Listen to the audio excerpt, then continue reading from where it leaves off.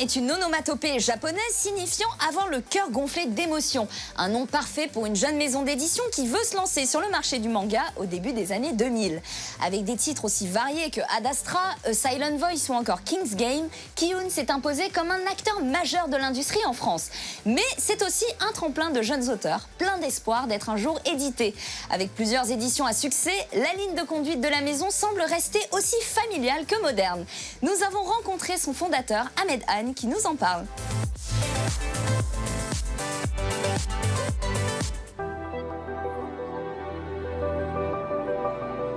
Créé en 2003, Ki-hoon est un éditeur indépendant qui se consacre exclusivement au manga. Et c'est en allant repérer et piocher au cœur du marché nippon que la structure a su se faire une place au soleil. On a une approche du travail qui est très très proche du rythme de parution des magazines de prépublication au Japon. Mon travail, mon but absolu, c'est de repérer des auteurs émergents, c'est de repérer des thématiques émergentes le plus tôt possible quand on est encore au stade de la prépublication et avant même que le manga soit disponible sous sa forme finale, celle qu'on connaît en France, donc le petit ouvrage de 200 pages noir et blanc. Il y a des magazines seinen extrêmement pointus avec des tirages de 10 000 exemplaires, ce qui est très confidentiel à l'échelle du marché japonais. Et puis vous avez évidemment les grosses locomotives comme le Shonen Jump par exemple, qui lui est tiré toutes les semaines à 2 millions d'exemplaires. C'est un magazine dans lequel il y a souvent plusieurs séries qui sont susceptibles d'émerger en même temps. Et parmi ces séries-là, c'est la sensibilité de l'éditeur qui va faire qu'on va se diriger plus vers My Hero Academia ou plus vers Black Clover ou d'autres séries. Et une fois qu'on a identifié qu'on avait très fortement envie de publier cette série en France, on entre dans une phase de négociation avec l'éditeur japonais. C'est pas forcément qu'une question d'argent. On pourrait croire que c'est celui qui met le plus d'argent sur la table qui récupère la timbale, mais pas forcément, parce qu'un des aspects auxquels les éditeurs japonais s'attachent vraiment, c'est la notion de plan marketing.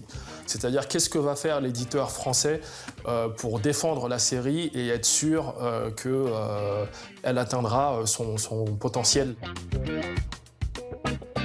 Lorsque Ki-hoon débarque sur le marché, les éditeurs français vivent encore dans un âge d'or du manga.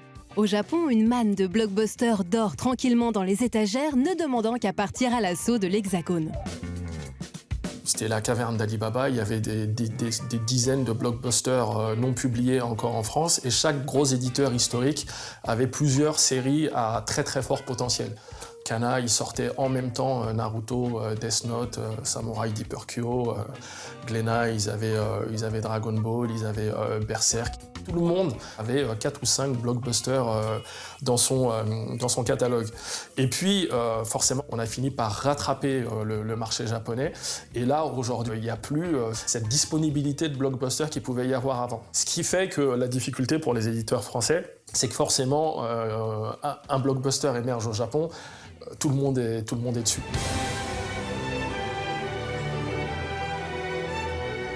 Aujourd'hui, il est de plus en plus compliqué de trouver le bon titre. Ki-hoon a donc fait le pari d'éditer directement des auteurs japonais. Le risque est certes plus grand, mais le retour sur investissement peut l'être tout autant. Les mangas de Tetsuya Tsutsui, par exemple, qui est un de nos auteurs phares de thriller avec Dead Hunt, Manhole, Prophecy, Poison City, etc. Ces bouquins, on les a vendus à des éditeurs américains, allemands, espagnols, italiens et même au Japon. Donc ça nous ouvre des perspectives qu'on n'a pas du tout quand on travaille avec l'achat de licences. Donc c'est plus risqué, c'est plus cher. C'est un moyen aussi pour nous de diversifier nos revenus et de nous faire connaître partout dans le monde, à l'étranger, auprès d'autres éditeurs de manga. Mais l'évolution de ce marché se trouve également en France. En 2014, Ki-hoon n'hésite pas à lancer un concours afin de dénicher les futurs talents locaux.